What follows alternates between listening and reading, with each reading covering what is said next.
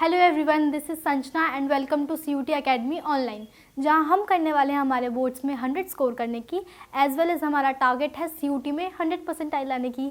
तो आज की इस इकोनॉमिक्स सीरीज़ में हम पढ़ने वाले हैं one of the most important chapter of economics, जिसकी वेटेज जनरली 6 to 8 मार्क्स की आती है एंड इसमें से आपके 1 मार्क के क्वेश्चंस बहुत सारे निकलते हैं। तो इस चैप्टर को बिल्कुल स्किप नहीं करना और सेशन को एंड तक ज़रूर देखना। तो आज का हमारा टॉपिक है एनवायरनमेंट एंड सस्टेनेबल डेवलपमेंट, जिसके बारे में हमने लास्ट क्लास में भी डिस्कस किया था, बट इस क्लास में हम ये भी जानेंगे दैट इसको हम फॉलो कैसे करें और इसका इम्पैक्ट हमारी एनवायरनमेंट को कैसे पहुंचेगा।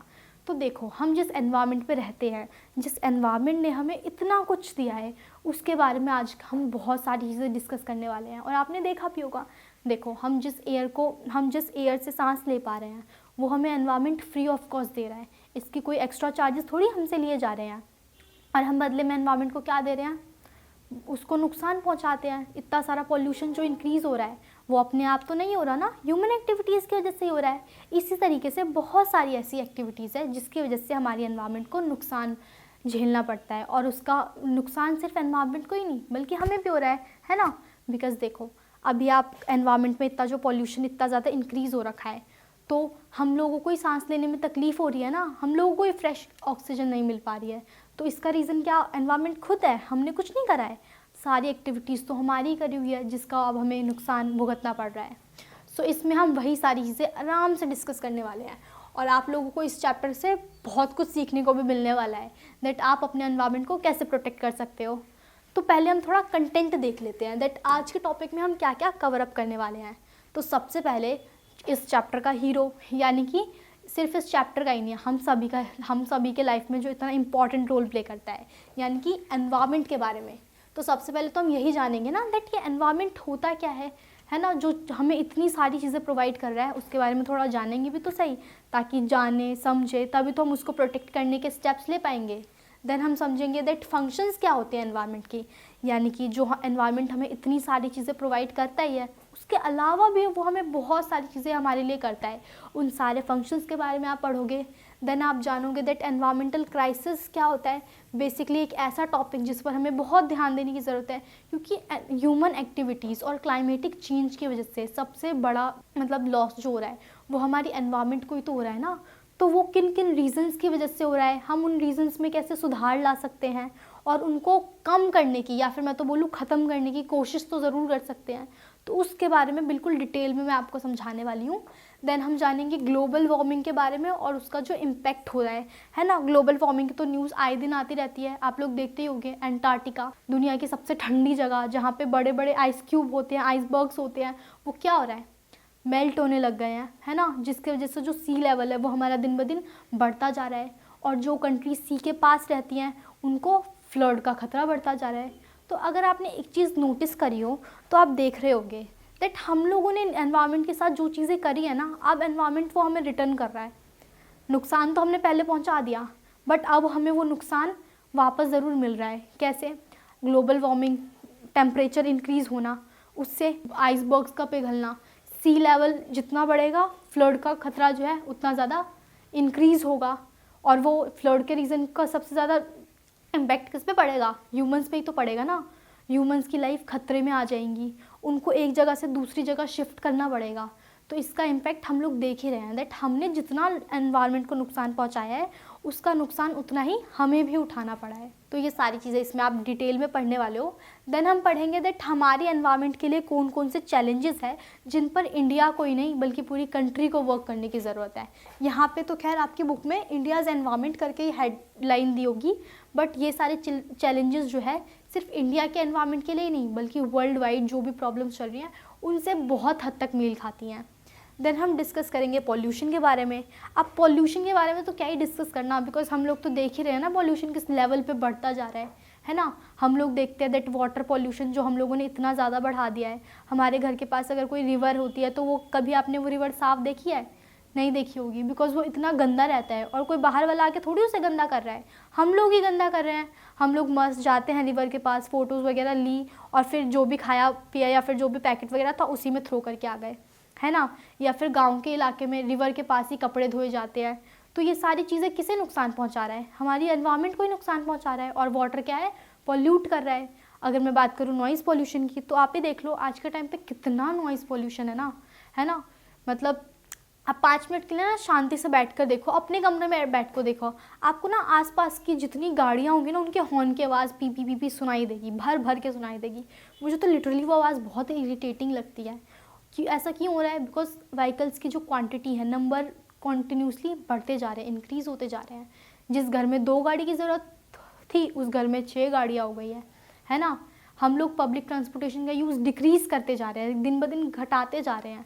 सो इन सारे रीजंस की वजह से हमारा नॉइज़ पोल्यूशन बढ़ता जा रहा है ना। देन हमारा एयर पोल्यूशन तो हर साल मतलब अपना रिकॉर्ड एयर पोल्यूशन खुद ही तोड़ रहा है। खुद क्या, हम लोग ही तोड़ रहे हैं एक तरीके से। एयर पोल्यूशन क्यों बढ़ता है? ये जो नंबर ऑफ़ व्हीकल्स है, ये जितना भी पोल्यूशन छोड़ती है, इसकी वजह से तो हमारा AQI दिन ब दिन ख़राब होता जा रहा है।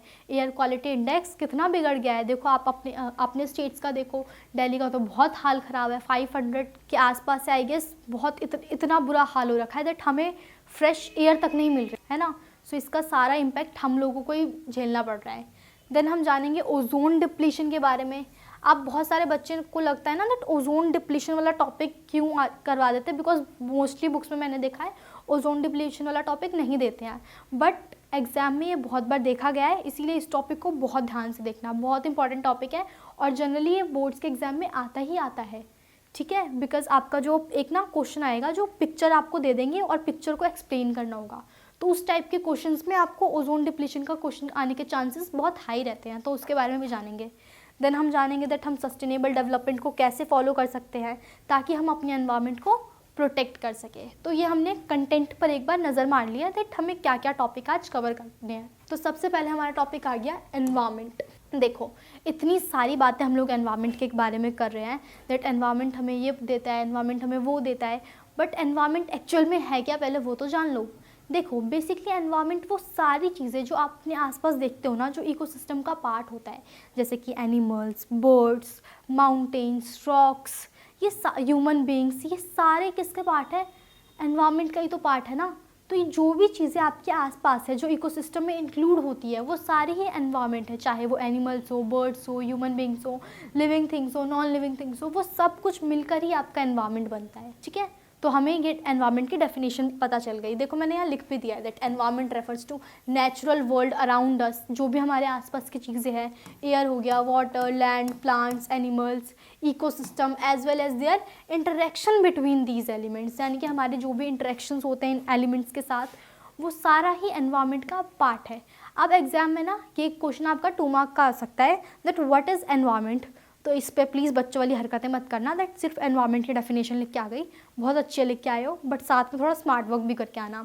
देखो आपने यहाँ पे एनवायरनमेंट की डेफिनेशन दे दी, देन आप एनवायरनमेंट को 2 पार्ट्स में क्लासीफाई करके भी दिखा सकते हो।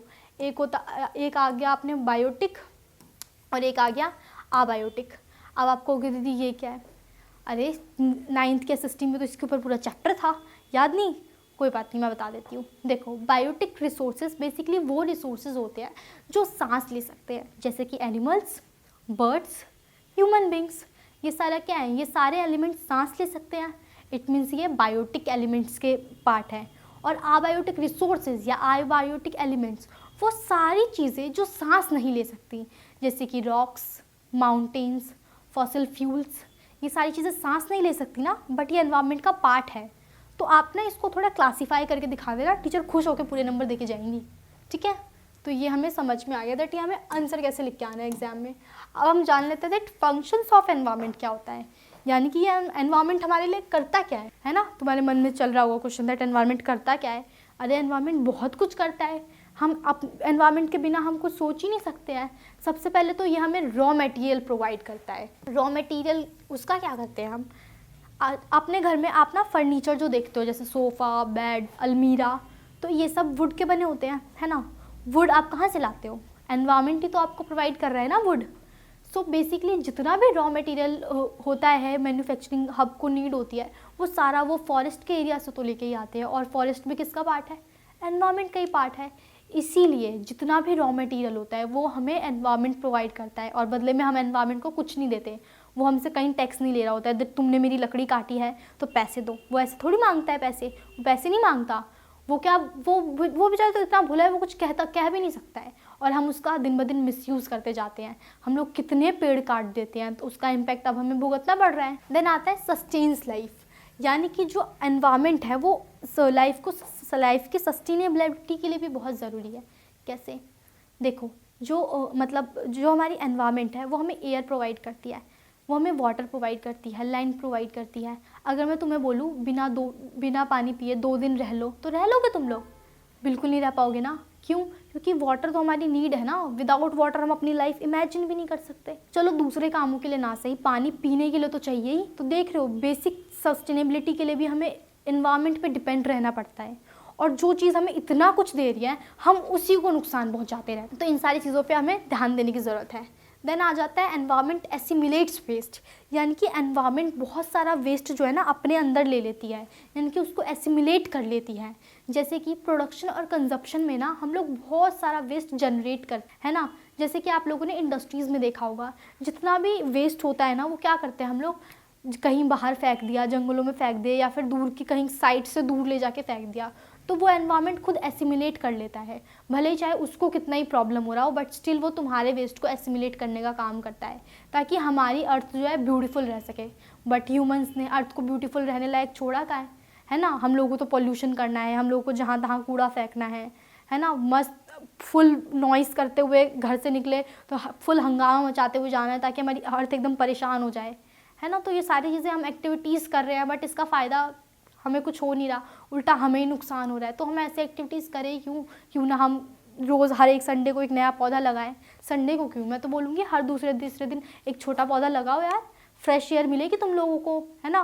क्योंकि आजकल तो फ्रेश एयर मतलब सोने जैसा हो गया लगभग, कि गोल्ड जैसा कुछ ऐसी चीज़ हो गई है, बिकॉज हमें मिलती ही नहीं है। तो सोचो वो लोग कितने लक्की होंगे जिन्हें अभी गाँव के इलाके में फ्रेश एयर मिल रही होगी, है ना। हमसे तो बहुत ज़्यादा लक्की होंगे, I am damn sure. Then हम बात करते हैं प्रोवाइड एस्थेटिक सर्विसेज की। यहाँ तुम्हारा इंस्टाग्राम वाला एस्थेटिक नहीं है, जो तुम सनशाइन में फ़ोटो लेते हो और कैप्शन में डालते हो #एस्थेटिक, वो वाला एस्थेटिक नहीं है ये बेसिकली यहाँ पे एस्थेटिक सर्विसेज का मतलब है, आप जब पिकनिक मनाने जाते हो, जैसे कि आप हिल स्टेशन पे गए हो, आप किसी सी के पास गए हो, ओशन के पास गए हो, तो कितने ब्यूटीफुल सिनेरियोज होते हैं ना, कितना एकदम दिल खुश हो जाता है उनको देखकर।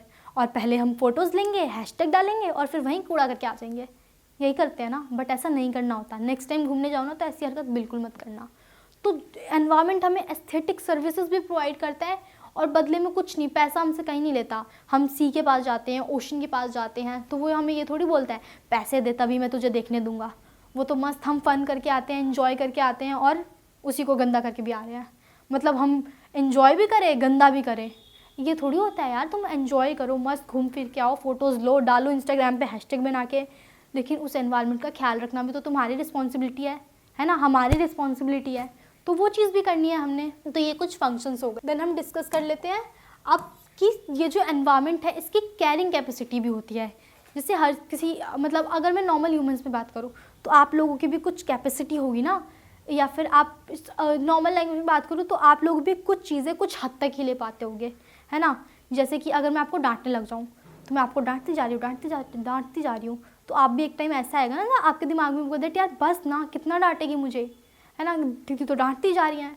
तो इस टाइप से क्या हो रहा है, आप एक तरीके से आपकी क्षमता, मतलब आपकी सुनने की क्षमता जो है, आप इरिटेट हो गए हो मुझसे, इस टाइप की सीन्स क्रिएट होने लग जाएगी। तो बेसिकली कैरिंग कैपेसिटी में हम ये देखेंगे दैट एनवायरनमेंट में ये सारी जो चीज़ें हो रही हैं इनको हम कैसे इनसे बच सकते हैं, और इनसे मतलब हमारी एनवायरनमेंट को ये कैसे नुकसान पहुंचा रही है। तो देखो, कैरिंग कैपेसिटी में ना 2 चीज़ें मेनली इंक्लूड होती है। सबसे पहले तो ये दैट जो भी रिसोर्सेज हम एक्सट्रैक्ट कर रहे हैं ना, वो रिसोर्स जनरेशन से हमेशा कम होना चाहिए। अब इसका मतलब सुन लो, यानी कि हम जितना भी एक्सट्रैक्शन कर रहे हैं, यानी कि ज़मीन से खुदाई करके हम जो भी मिनरल्स वगैरह निकाल रहे हैं, वो उसी अमाउंट में नहीं, उस अमाउंट से हमेशा उसका अमाउंट हमेशा ना जो जनरेशन का अमाउंट है उससे कम होना चाहिए। ठीक है, क्यों? क्योंकि अगर हम मैक्सिमम निकाल लेंगे, सारा पोर्शन निकाल लेंगे, तो उसको रीजनरेट होने का टाइम नहीं मिलेगा ना। बट हम तो ह्यूमंस हैं, हम तो सब कुछ अनलिमिटेड चाहिए, और हम वेस्ट करते हुए सब कुछ निकालते हैं। तो इन सब चीज़ों का हमें ध्यान रखना पड़ता है दैट ये सारी चीज़ें ना हो, कि हम जो भी रिसोर्स एक्सट्रैक्ट कर रहे हैं ना, वो रिसोर्स जनरेशन की स्पीड से कम होनी चाहिए, ताकि उसको रीजनरेट होने का टाइम मिल सके, है ना। नेक्स्ट आता है दैट हमारी जो जनरेशन ऑफ वेस्ट है ना, वो हमेशा एब्जॉर्प्शन कैपेसिटी में रहनी चाहिए, यानी कि हम वेस्ट उतना ही करें जितना हमारी अर्थ एब्जॉर्ब कर सकती है। उससे ज़्यादा हो गया तो वो हमें ही नुकसान पहुंचाएगा। कैसे, अब ये भी समझो, जैसे प्लास्टिक है, हम सबको पता है दैट हम प्लास्टिक को कम्प्लीटली कभी ख़त्म नहीं कर सकते, है ना।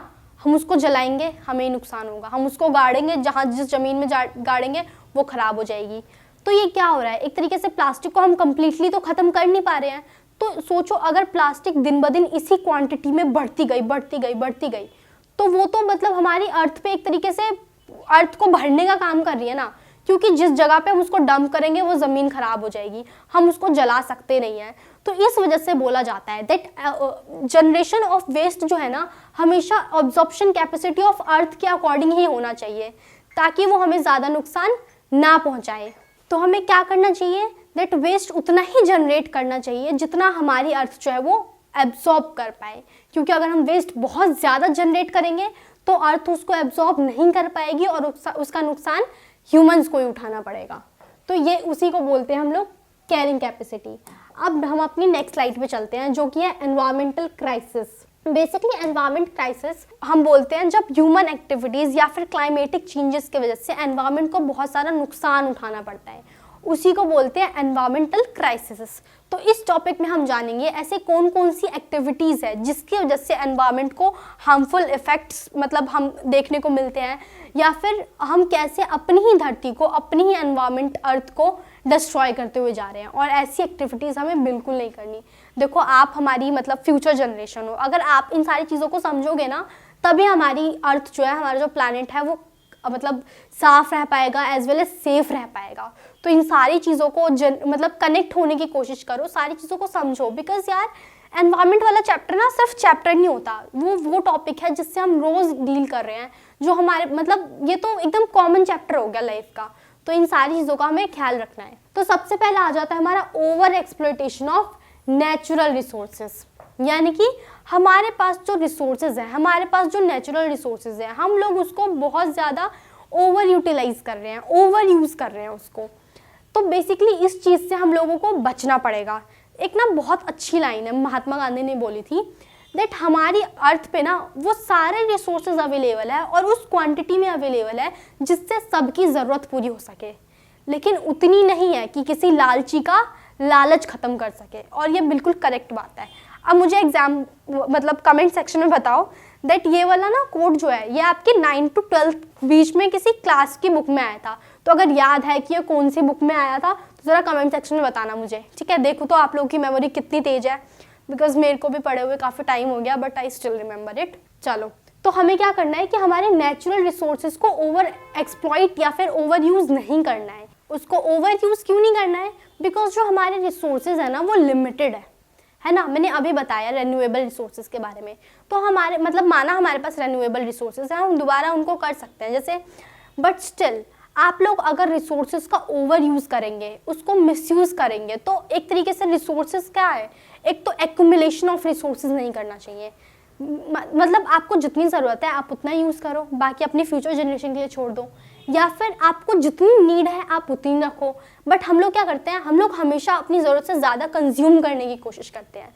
जैसे कि मैं पेट्रोल के एग्जांपल से देती हूँ, हम लोगों को पता है दैट पब्लिक ट्रांसपोर्टेशन हमारी कंट्री में है, या फिर मतलब जो लोग अच्छे हैं, जो लोग मतलब व्हीकल्स वगैरह अफोर्ड कर सकते हैं, उन्होंने ख़रीद लिया है, बहुत अच्छी बात है, ख़रीद लिया है। बट स्टिल यार देखो, जिस फैमिली में ना एक बाइक एक कार से हो सकता है ना, आज के टाइम में देखो उनके घर में दो कार होती है, 2 बाइक हो गए। तो यार जिस काम के लिए आप लोग एक साथ जा सकते हो उसके लिए सेपरेटली जाने की क्यों ज़रूरत है ना। तो वो सारी चीज़ें क्या हो रहा है, एक तरीके से ओवर यूटिलाइजेशन ऑफ पेट्रोल ही तो होता है ना। दैट मुझे एक ही जगह पे जाना है और मेरे घर में अगर 4 लोग हैं तो वो 4 different kind of vehicles use करके उसी सेम जगह पे जाएंगे, क्यों जाएंगे। इससे बेटर हम लोग पब्लिक ट्रांसपोर्ट यूज़ कर ले, या फिर चलो नहीं यूज़ करना पब्लिक ट्रांसपोर्टेशन, अगर अपनी गाड़ी है तो हम चारों एक ही गाड़ी में बैठ के भी तो सेम जगह जा सकते हैं ना। क्यों ज़रूरत है चारों को अलग अलग व्हीकल्स यूज़ करने की, है ना। तो एक तरीके से ओवर यूटिलाइजेशन मतलब ओवर यूज़ ऑफ पेट्रोल हो गया यहाँ पे। तो वो सारी चीज़ों से हमें बचना चाहिए, बिकॉज आज हम ये समझेंगे तभी हम फ्यूचर में ये सारी गलतियाँ नहीं करेंगे। तो इन सारी चीज़ों का आपको ध्यान रखना है दैट जो भी आपकी नेचुरल रिसोर्सेज जैसे कि minerals, fossil fuels, fresh water leads to resource depletion, ecosystem destruction. Because अगर आप ओवर यूज़ करोगे ना इन सारी चीज़ों का, तो इनका एक्सट्रैक्शन लेवल क्या होगा, अगर आप इसको ज़रूरत से ज़्यादा एक्सट्रैक्ट करोगे तो इनको दोबारा मतलब होने में, रीजनरेट होने में बहुत टाइम लग जाएगा। और हो सकता है जब तक ये रीजनरेट हो तब तक आप मैं रहेंगे ही नहीं उसको यूज़ करने के लिए।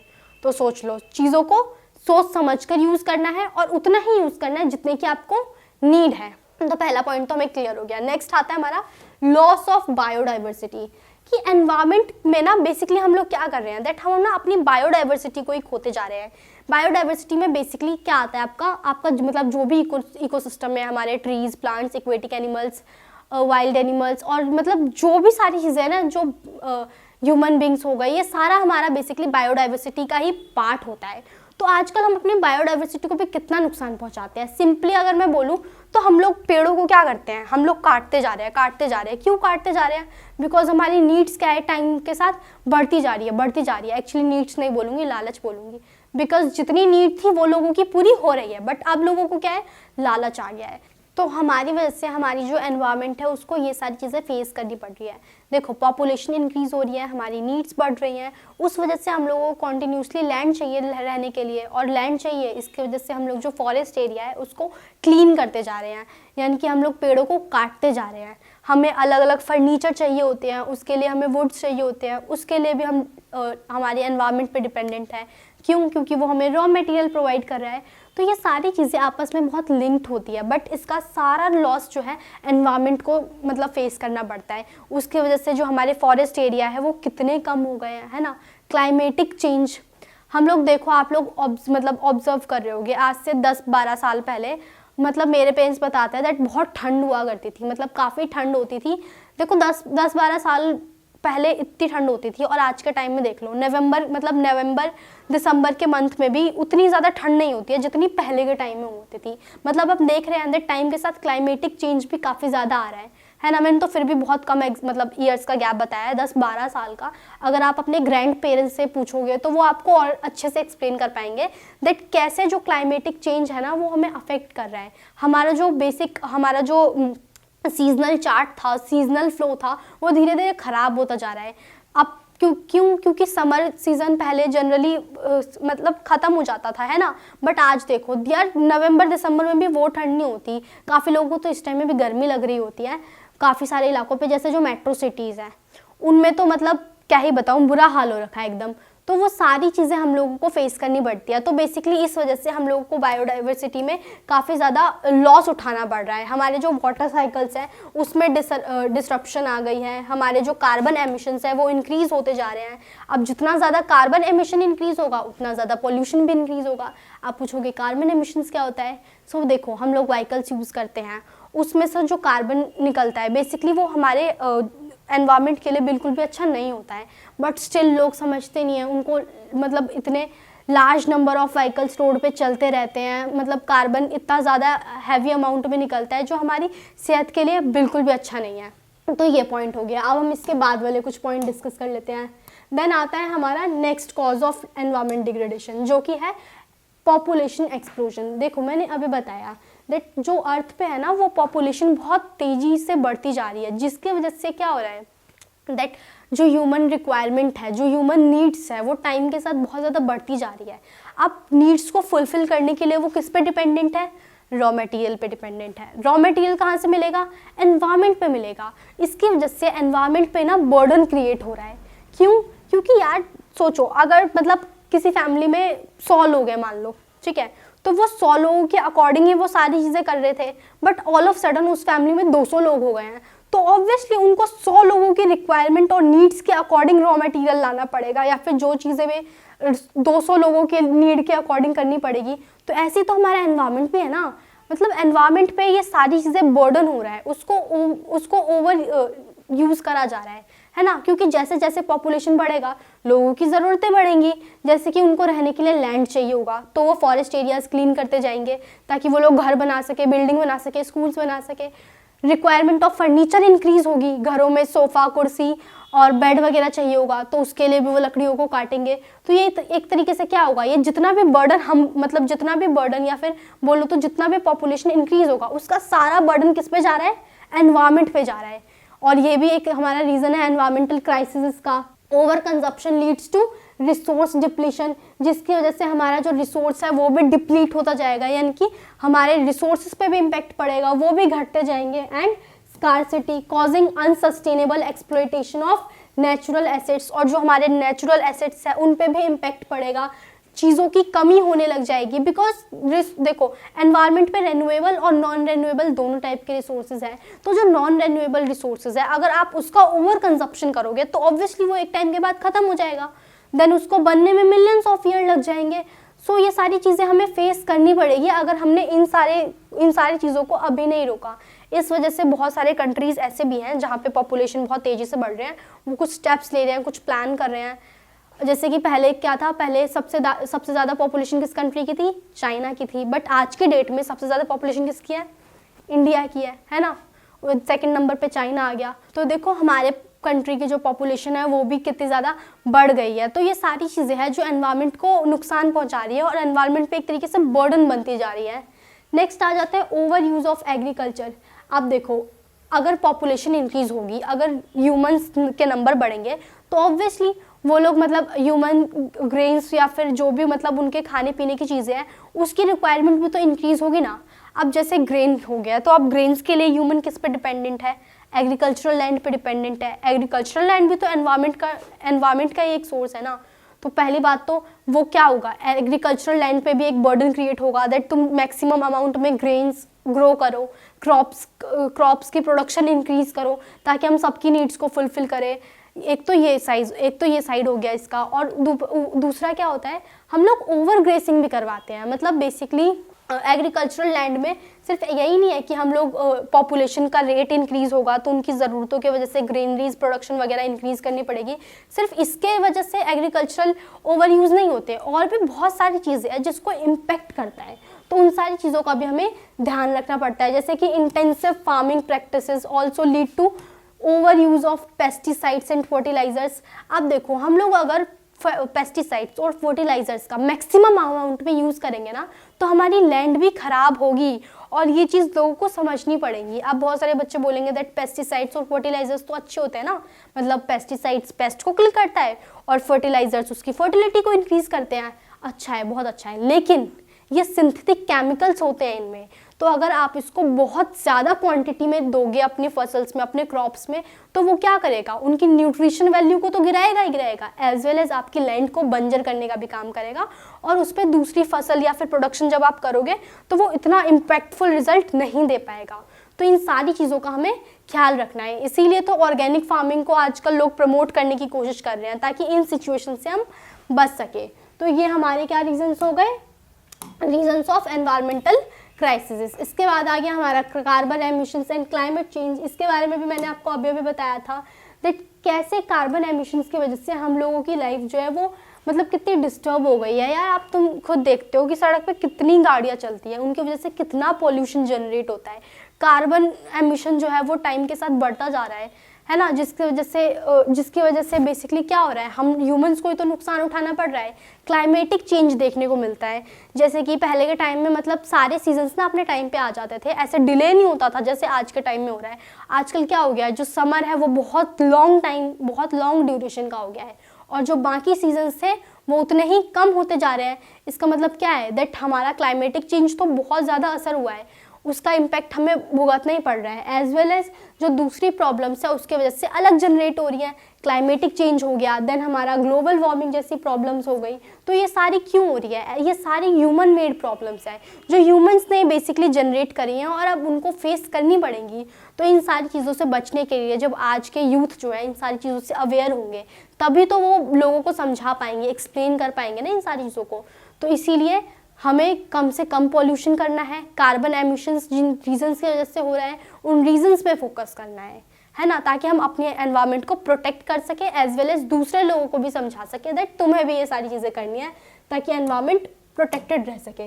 देन आ जाता है हमारा ग्लोबल वार्मिंग वाला टॉपिक। देखो बेसिकली ग्लोबल वार्मिंग ना एक ऐसा प्रोसेस है, मतलब प्रोसेस नहीं बोलूँ मैं, ये बोलूँगी दैट ग्लोबल वार्मिंग का बेसिकली मतलब ये है दैट आपकी जो अर्थ है ना उसका टेम्परेचर इंक्रीज़ हो गया है, और उसी प्रोसेस को बोलते हैं ग्लोबल वार्मिंग। अब वो इंक्रीज़ क्यों हुआ है, कार्बन एमिशंस की वजह से, ओजोन लेयर डिप्लीशन की वजह से, वो सारे हम लोग जानने वाले हैं। बट अगर एग्जाम में आता है आपका आंसर आपका question that what is global warming, तो आप प्रॉपरली लिख के आना दैट ग्लोबल वार्मिंग बेसिकली एक ऐसा प्रोसेस होता है जिसकी वजह से जो हमारा अर्थ का टेम्परेचर है वो बढ़ जाता है, इंक्रीज हो जाता है, उसी को हम लोग ग्लोबल वार्मिंग बोलते हैं।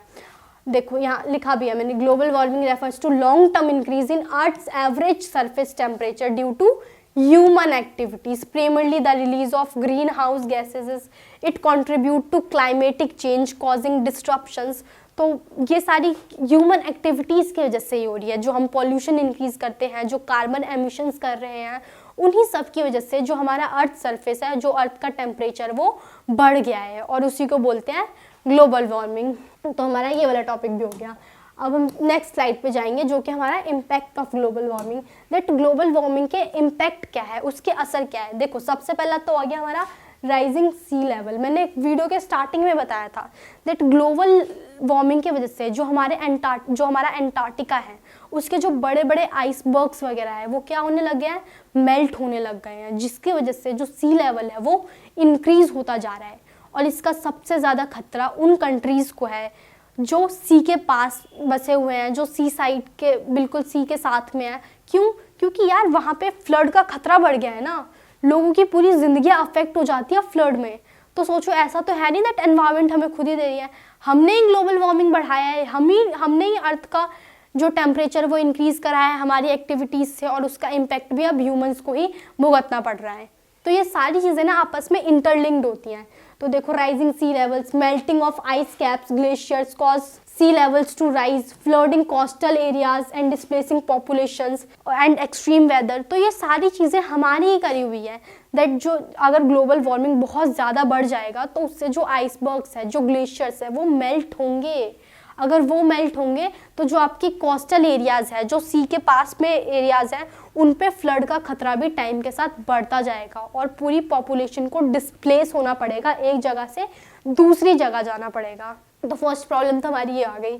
नेक्स्ट आ गई हमारी मेल्टिंग ऑफ आइस। ये भी मैंने आप लोगों को बता ही दिया है, जिस आर्कटिक और एंटार्क्टिका का जो आइसबर्ग्स वगैरह है, ग्लेशियर्स है, वो पिघलने लग गए हैं। क्यों पिघलने लग गए हैं? क्योंकि हमारा जो अर्थ का टेम्परेचर है वो इंक्रीज हो गया है। ग्लोबल वार्मिंग की वजह से जो आइसबर्ग्स है वो पिघलने लगे हैं। नेक्स्ट आ गया हमारा बायोडाइवर्सिटी लॉस, यानी कि अगर हमारे क्लाइमेट जो है बेसिकली ऐसे ही चेंज होते रहेंगे तो इससे क्या होगा।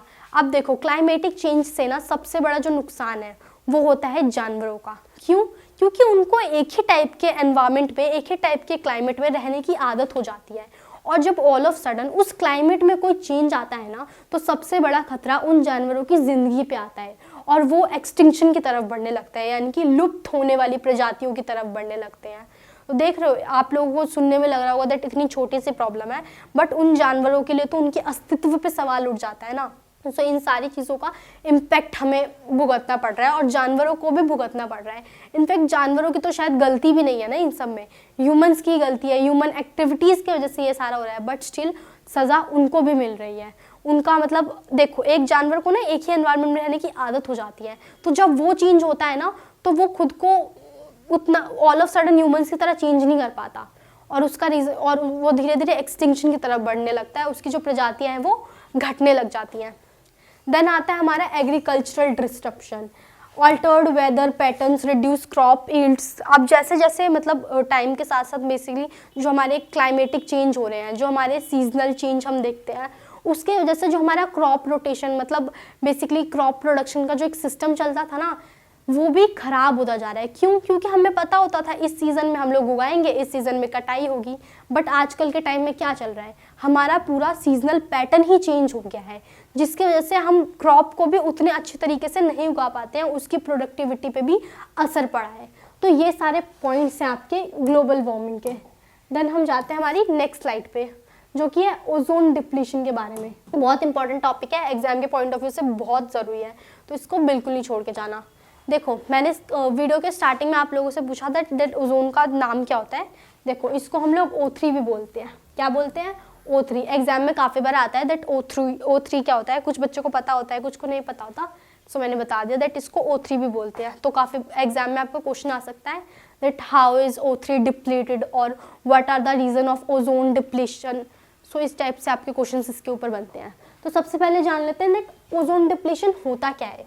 देखो बेसिकली ना ओजोन एक थिक लेयर होती है जो कि हमारे अर्थ के ऊपर होती है, और उसका काम होता है कि जो मतलब अल्ट्रा वायलेट रेडिएशंस होती है जो हमारे प्लैनेट के लिए हार्मफुल है उसको रोक के रखे। लेकिन ये जो ओजोन लेयर है ये धीरे धीरे ख़त्म होती जा रही है, धीरे धीरे डिप्लीट हो रही है, घट रही है, उसमें बड़े बड़े होल्स हो गए हैं। वो सारे होल्स क्यों हो रहे हैं या फिर वो डिप्लीट क्यों होती जा रही है उसके रीजंस भी हम इसमें पढ़ने वाले हैं। तो सबसे पहला उसका रीज़न है क्लोरोफ्लोरोकार्बन। अब जान लो सबसे पहले ये होता क्या है। आप लोग रेफ्रिजरेटर यूज़ करते हो, एसी यूज़ करते हो। आप जो रेफ्रिजरेटर और एसी में जो केमिकल यूज़ होता है ताकि एसी और जो हमारे फ्रिज है वो ठंडे रह सके, उसमें कूलिंग इफेक्ट डालने के लिए CFC यानी कि क्लोरोफ्लोरोकार्बन का यूज़ होता है। और ये क्लोरोफ्लोरोकार्बन हमारे एनवायरनमेंट के लिए बहुत हार्मफुल है। ये इतना केमिकल हार्मफुल होता है ना दैट इसके वजह से आपकी ओजोन डायरेक्टली इम्पैक्ट होता है उसके ऊपर, और वो अपनी लेयर को डिप्लीट करने लग। इस वजह से इसके ऊपर बहुत सारे मतलब जो रिसर्चर है, जो कंट्रीज़ है, उन्होंने बाद में जाके कुछ एग्रीमेंट भी साइन किए हैं, वो भी इसके ऊपर है। तो आप लोग को पता चल गया क्लोरोफ्लोरोकार्बन क्या होता है। बेसिकली ये एक ऐसा केमिकल होता है जो कूलिंग इफेक्ट के लिए अलग अलग इक्विपमेंट्स या फिर मशीनरीज में यूज़ होता है। मोस्टली ये एसी और रेफ्रिजरेटर में ही यूज़ होता है, तो इस चीज़ का ध्यान रखना है। इसको CFCs के नाम से भी जानते हैं। तो ये सारी चीज़ें बेसिकली इसका बहुत बड़ा रोल है ओजोन डिप्लीशन में। क्योंकि ये क्या करता है ना, ये बेसिकली इसके जो एटम्स होते हैं इस केमिकल्स के, वो डायरेक्टली ओजोन लेयर को ऐसे डायरेक्ट नुकसान पहुंचाते हैं। बेसिकली जो उसकी शील्ड बनी होती है ना उसमें बड़े बड़े होल करने का काम करता है। ये इतनी हार्मफुल होती है, इतनी नुकसानदायक होती है ओजोन के लिए। नेक्स्ट आता है हमारा हेलोन्स। बेसिकली हेलोन्स भी कुछ इसी टाइप का केमिकल होता है, बट ये एसी या रेफ्रिजरेटर में नहीं बल्कि फायर एक्सटिंक्शंस में यूज़ होता है। जब आग लग जाती है कहीं पे तो हम लोग फायर एक्सटिंक्शंस का यूज़ करते हैं ना आग बुझाने के लिए, तो उसमें हेलोन केमिकल का यूज़ होता है। तो ये हेलोन केमिकल भी सेम तरीके से हमारे ओजोन को डिप्लीट करने का काम करती है। अब ये CFC और हेलोन्स का नाम आपको एग्जाम में ज़रूर याद होना चाहिए, बिकॉज ओजोन डिप्लीशन में आपसे ओजोन डिप्लीशन की डेफिनेशन नहीं पूछते हैं, आपसे पूछेंगे दैट ओजोन डिप्लीशन के रीजंस क्या है। तो उसमें आपको क्लोरोफ्लोरोकार्बन एंड हेलोन्स के नाम बताने हैं दैट ये क्लोरोफ्लोरोकार्बन है, ये किस में यूज़ होता है, किस चीज़ के लिए यूज़ होता है। देन आप हेलोन्स के बारे में बताओगे दैट ये फायर एक्सटिंक्शंस में यूज़ होता है और ये हमारे ओजोन को क्या कर रहा है, डिप्लीट करने का काम कर रहा है। तो इन सारी चीज़ों को आपका ध्यान रखना है। ये हो गया। अब हमारी नेक्स्ट स्लाइड पे चलते हैं, और हमारी नेक्स्ट स्लाइड है ओजोन डिप्लीशन के बारे में। तो ये भी जान लो, बेसिकली इसमें आप लोगों को एक ट्रीटी के बारे में जानना है जो बहुत इंपॉर्टेंट है।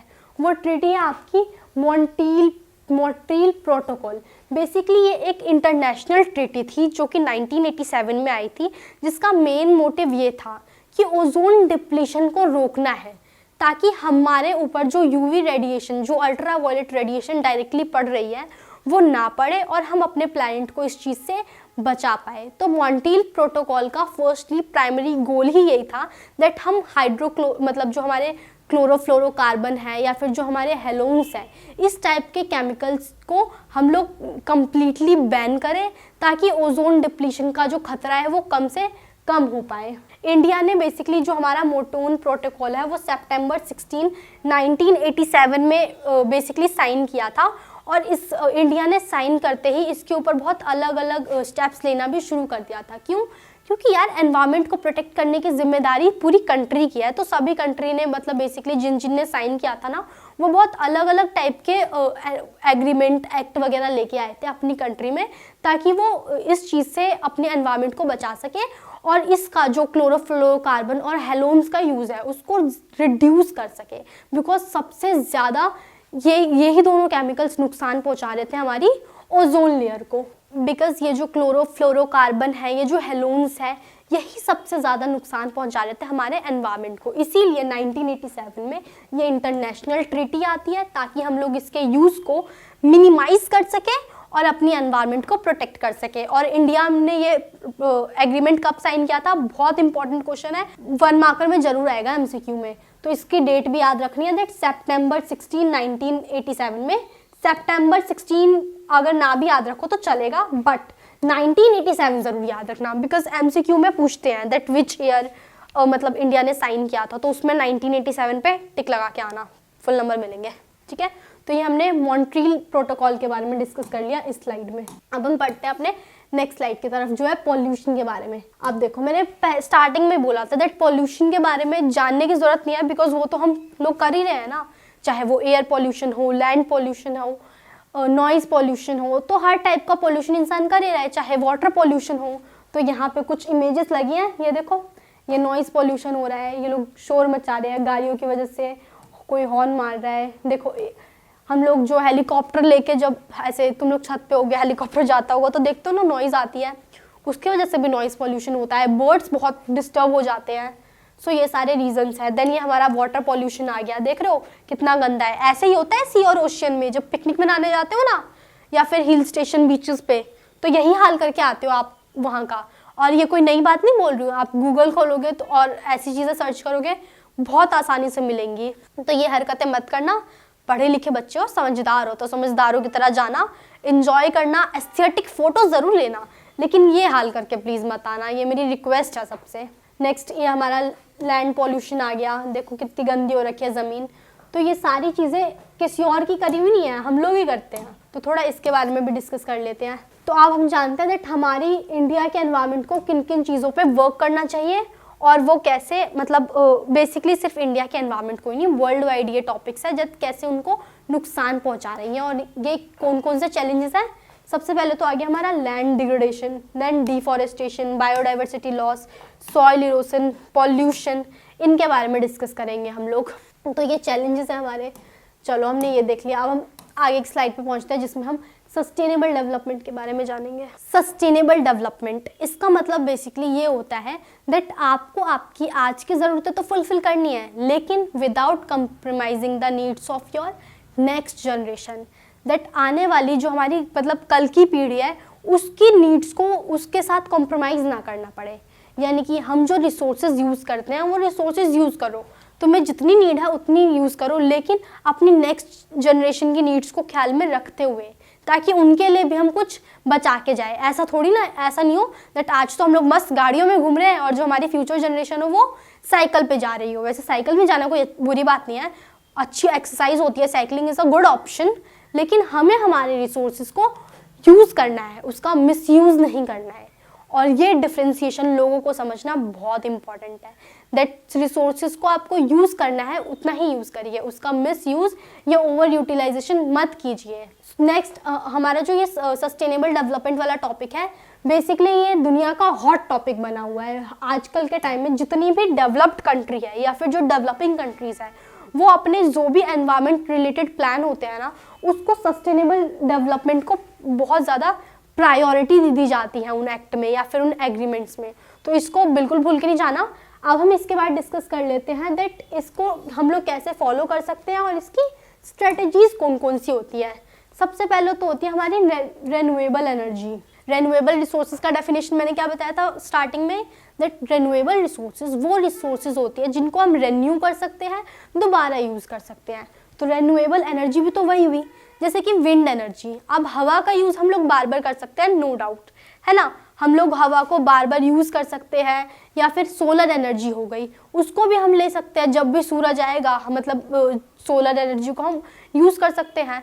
और भी डिफरेंट काइंड्स ऑफ एनर्जीज हो गई जो रेन्यूएबल होती हैं। अगर हम लोग उनको यूज़ करेंगे तो हम क्या करेंगे, हम दो काम करेंगे। एक तो ये सारी एनर्जीज एनवायरनमेंट के लिए बहुत अच्छी होती है, एनवायरनमेंट को किसी टाइप का नुकसान नहीं पहुंचाएगी, प्लस हमारी जो नॉन रेन्यूएबल रिसोर्सेज है जिनको बनने में मिलियंस ऑफ ईयर्स लग सकते हैं, उनको भी प्रोटेक्ट करने का काम करेंगी।